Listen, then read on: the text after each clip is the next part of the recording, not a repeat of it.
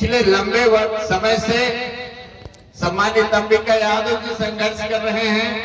आज उनके बेटे पिंटू यादव जी इस क्षेत्र में संघर्ष कर रहे हैं। निश्चित रूप से आज नहीं तो कल सफलता मिलेगी, इसमें कोई संदेह नहीं है। अगर आप हार नहीं मानते हैं तो, और अगर आपने हार मान ली तो फिर हम कैसे सफल हो पाएंगे। इसलिए जो साथी यहाँ मौजूद हैं वो संकल्प लें कि हम आने वाले समय में उस लक्ष्य को जरूर प्राप्त करेंगे जो हमने निर्धारित किया है।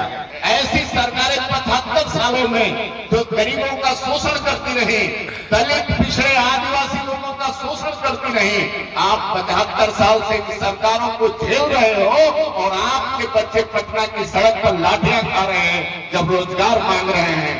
आपको सोचना पड़ेगा आने वाले समय में हमें यही हमारे बच्चों पर लाठियां चलाने वाली सरकार चाहिए, हमें भूखा और नंगा रखने वाली सरकार चाहिए, या वो सरकार चाहिए जो ये सब कुछ हमें दे सके।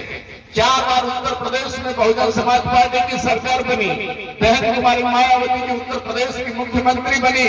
उन्होंने भूमिहीनों को जमीन दी, 2 से 3 एकड़ 5 एकड़ तक जमीन देने का काम किया गया। तमाम विश्वविद्यालय यूनिवर्सिटी बनाई गई, तमाम हॉस्पिटल बनाए गए। इस समाज ने सदियों गुलामी झेली है। जब वो समाज उठकर सामने आता है तो कुछ लोगों को बुरा लगना लाजमी है, लेकिन जिन लोगों ने गुलामी झेली है उन्होंने उस गुलामी से मुक्त होने का अगर संकल्प लिया है तो उनके लिए ये अच्छी बात है और अच्छी खबर है। हमारे पूर्वजों ने लंबे समय संघर्ष किया है, तब ये देश को संविधान मिला, और जब ये संविधान मिला है तब ये आजादी मिली है।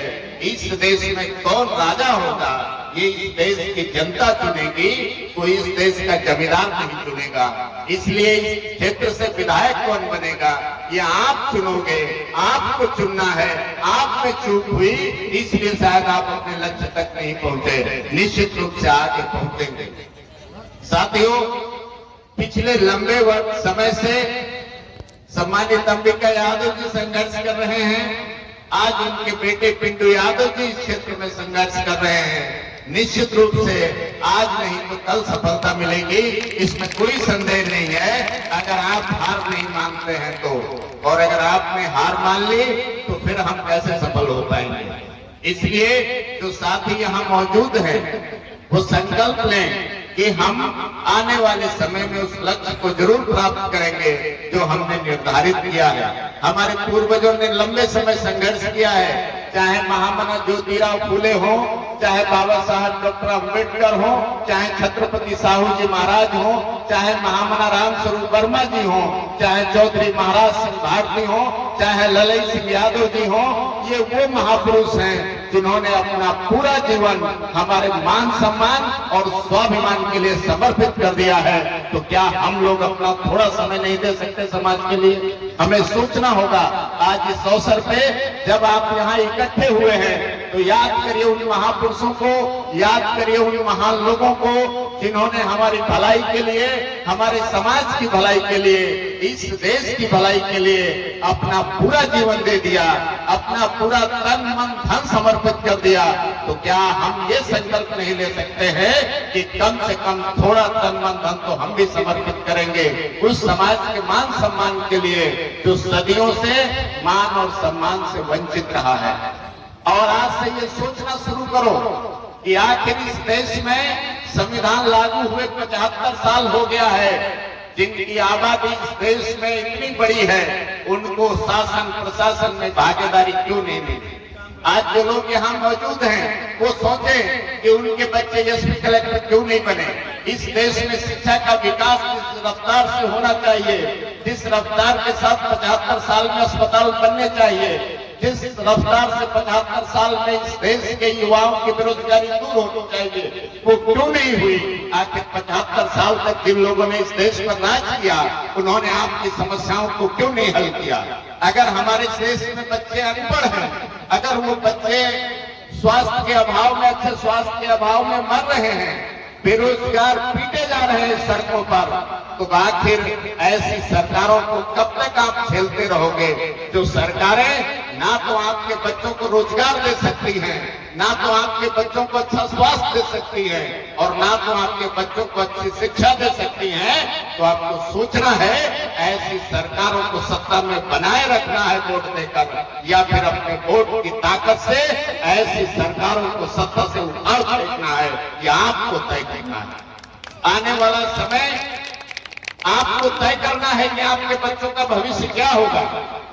भारत का संविधान आपको इसीलिए हर 5 साल में वोट देने का अधिकार देता है, ताकि आप उन सरकारों को, उन नेताओं को उखाड़ फेंको जो आपके बच्चों की चिंता नहीं करते, आपकी चिंता नहीं करते, आपके समाज की चिंता नहीं करते, आपके देश की चिंता नहीं करते। ऐसी सरकारों को बदल दो, ऐसे नेताओं को बदल दो। इसीलिए आपको वोट का अधिकार मिला है कि 5 साल में आप उसको इस्तेमाल करो।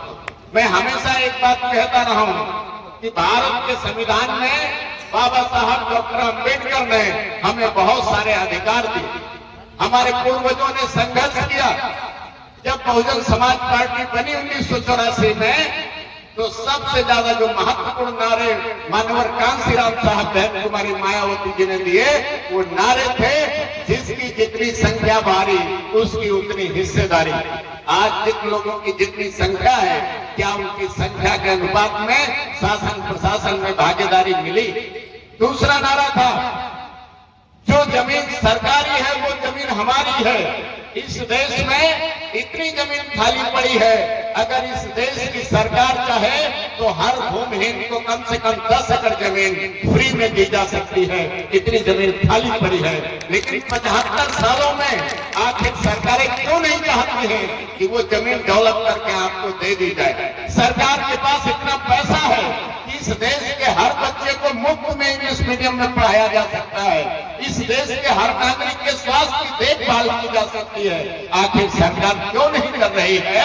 अमीर लोग पैसा लेके विदेश भाग जाते हैं, और गरीब किसान जब बैंक का पैसा नहीं दे पाता है तो पुलिस उसको गिरफ्तार करके ले जाती है।